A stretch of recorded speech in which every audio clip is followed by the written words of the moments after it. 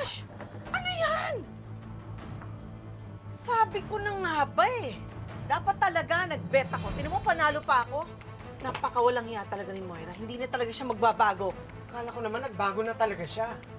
Tapos may pa-Bible quote pa siya. Well, bad habits die hard. I gotta go. I've seen what I needed to see.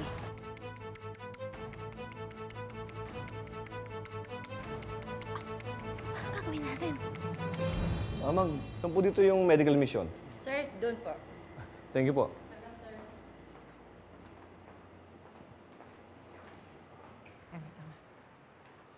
Magandang araw po. Excuse me. Nandiyan po ba si Lynette Benitez? Lynette Benitez, sandali lang po Desus, pay ko ang analistahan. Wait lang po. Lynette Benitez. Lynette Benitez. Ay, nandito nga po siya. Si Mrs. Lynette Benitez. Ano pong pangalan niya, sir? Dr. Carlos Benitez. Carlos Benitez.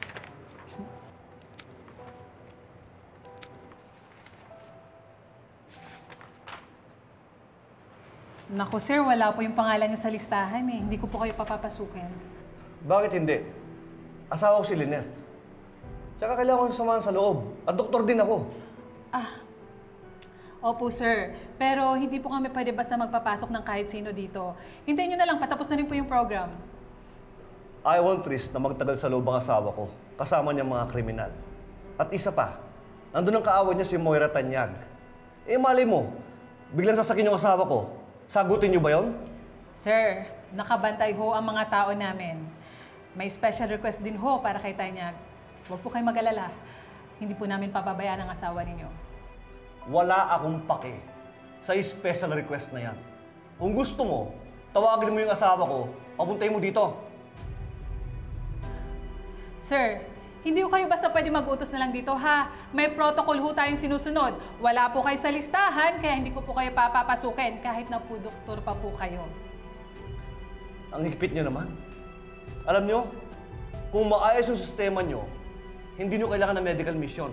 Kaya pasukin niyo ako! Sir, umalis na ho kayo. Kailangan ko makita yung asawa Sir, ko! please, umalis Papasukin na niyo ho ako, kayo. please! Please, Papasukin sir. niyo ako! Sir, hindi po pwede. What the hell is wrong with you? Bakit ka ba nakikipag-away? At sa babae pa? Ma'am, pasensya na po. Ako na pong bahala sa kanya. Sorry po.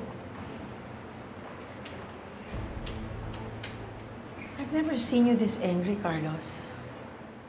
Tsaka bakit ka ba nanggagalaiti?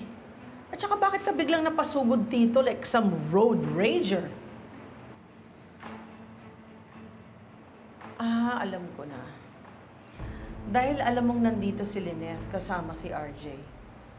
Yun ba? Nandito na si RJ? But of course.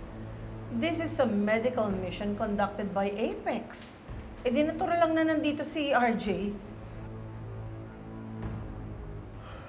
Alam mo, pareho kayo ni Moira. Dapat nga kayo na lang dalawang nagkatuluyan eh.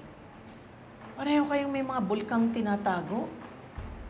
Ang pagkakaiba nyo lang, yung bulkan ni Moira, pumutok na. Sumabog na, eh yung sa'yo. Kailan sasabog yan? Don't provoke me, Giselle. Hindi mo ako kilala. Well, I don't want to. I just hope that Lynette is aware na meron kang bulkang tinatago. Or maybe she's already sensed it.